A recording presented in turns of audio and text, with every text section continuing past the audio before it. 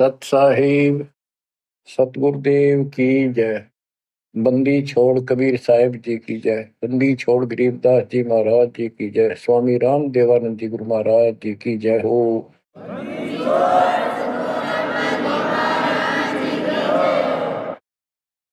जय जय सतगुरु मेरे की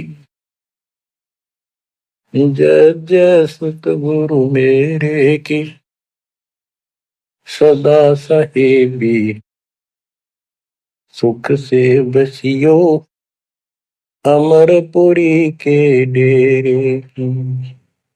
जय जय सतगुरु मेरे की जय जय सतगुरु मेरे की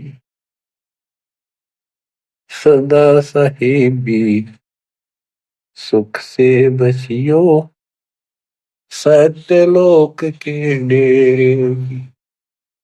सदा साहेबी सुख से बसियो सत्यलोक के डेरे की।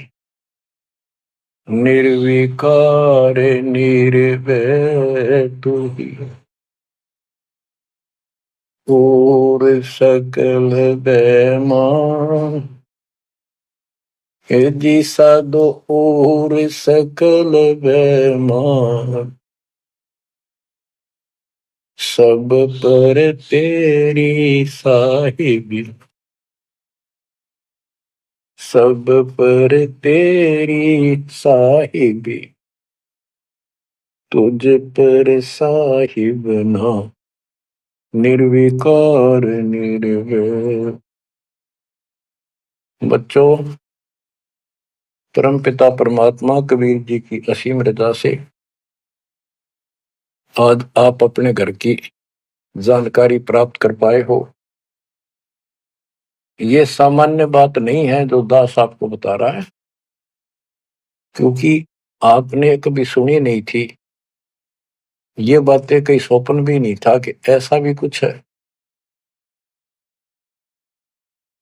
जब तक इस गंदे लोक में हम जिसको सुख मान रहे हैं,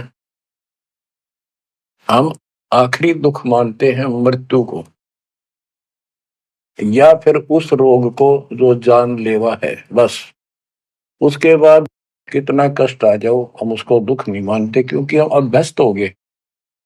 इस कष्ट को झेलन की आदत बन गई। टांग कट जा, हाथ कट जा, टूट जा, फिर भी हम जीने की आशा करते हैं। और बात भी सही है, वे क्यों तो जन्म हुआ था, फिर मृत्यु क्यों हो रही है। हम और सब कष्ट को स्वीकार करने के तैयार हैं, लेकिन मौत अच्छी ना लगती। हाँ, मौत को जब सरेंडर करते मौत के लिए, जब कति महादुखी हो जा, शरीर कति नष्ट हो न हो, कंडम हो जा, उठा जाना बैठेगा, सांस भी साबित ना हो, हम स्वयं जब मानते हैं ये भगवान इसका अच्छा तो मर जावा, वो तो है ही, मरना तो है ही, मरे भीगा। लेकिन मरने के बाद कौन सा सुख होगा। फिर कुत्ता बन गया, गधा बन के कीड़े पड़ गए, वहां कौन संभालेगा। तो ये अभी हमें ये ज्ञान था नहीं, ये ऐसी दुर्गति हो क्यों रही। आपको दास बार बार बताता है, मनुष्य जीवन उन्हीं को मिलता है जो बहुत ही पुण्यकर्मी होते हैं। पिछले जन्म उनके जबरदस्त होते हैं। ये अलग बात है, किसी के ज्यादा होते हैं अच्छे कर्म, किसी के कम होते हैं, पर बढ़िया कर्मों वाले ही मनुष्य जीवन प्राप्त करते हैं। और मनुष्य शरीर में उनको सुविधाएं भगवान देता है जो एक मानव को मिलती है। जिनके पास पैसे ज्यादा हैं वो ज्यादा बकवास करते हैं। कार ले ले, कोठी बन गई, और भी कोई 10-5 प्लाट खरीद ले, यानी भक्ति की तरफ नहीं जा सकते वो लोग। या जो कति दुखी है, हैंड टू माउथ है, यानी समय पर रोटी ना मिलती, वो भगवान के लिए जागा कहाँ। उसको सारा दिन रोजगार की समस्या, समस्या पर समस्या रहती है। तो कहने का भाव ये है कि जब तक हम थोड़े बहुत सुखी नजर आते हैं, जिस गंदे सुख को सुख मान रहे हैं, तब तक हमें भगवान की कभी जरूरत नहीं। ये ज्ञान हो या फिर कष्ट आना शुरू होता जब भगवान याद आता है, उसके लिए परमात्मा कहते हैं कबीर साहब, कबीर दुख में सुमन सब करें सुख में करे न कोई, और जैस सुख में सुमन कर ले तो दुख का एक हुआ। कबीर सुख में सुमन किया नहीं दुख में करते याद, कहे कबीर दास की कौन सुने फरियाद। सुख में तो करा नहीं, जब कर टूटने लग गया चारों तरफ से, कैंसर डिक्लेयर होगी, सांस साबित नहीं आंदा, कई कर्म हीनता फिर भी नहीं मानते कि नाम ले लो और भक्ति कर लो, गला ना देखी जाएगी। उनके इतने कर्म कमजोर होते हैं, संस्कार माड़े होते हैं, खराब होते हैं। थोड़े बहुत कष्ट होकर भी यदि परमात्मा की तरफ लग पड़े, चल पड़े, उसका नाम ले ले, तो भी सहारा देना शुरू कर देता था। बड़ा दयालु है ये। अब भक्ति से सब दूर हो चुके हैं, और जो करते हैं वो पिछले संस्कारी हैं, उनको रास्ता ठीक नहीं मिलता, वो शास्त्र विधि त्याग कर मनमाना आचरण करने पर लगे हुए हैं।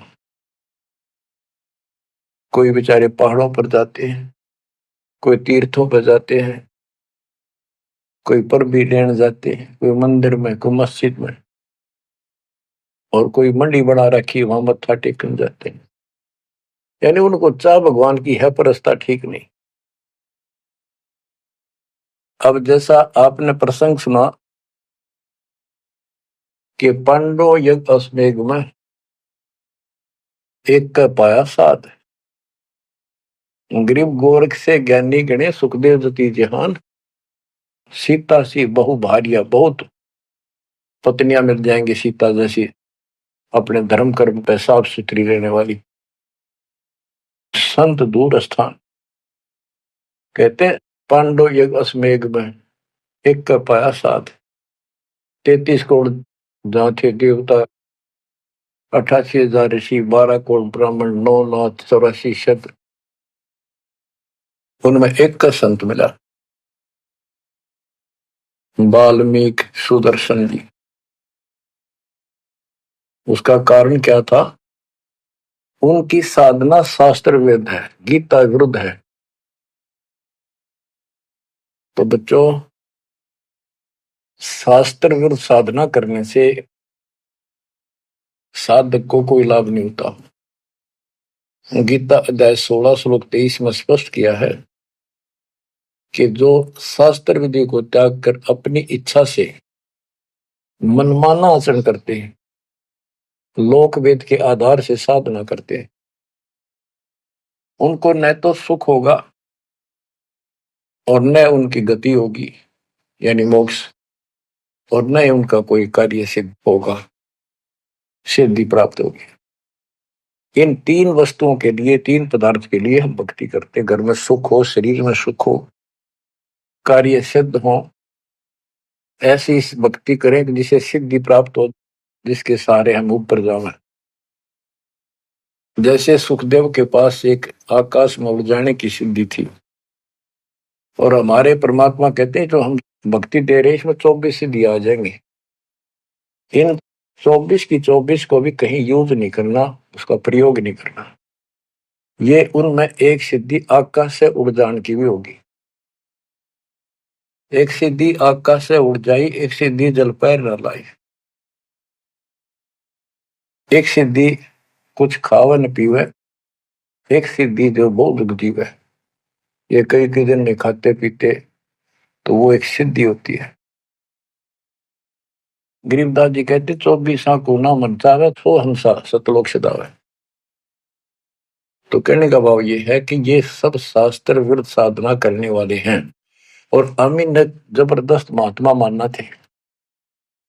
ये ऊपर का दिखावा ऐसा गजब का करते हैं, सामान्य व्यक्ति को क्या पता, आपको भी पता नहीं था इस ज्ञान के सुनने से पहले।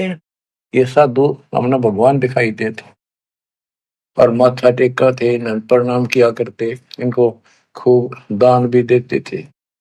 ये पता चला ये डले डोहा थे।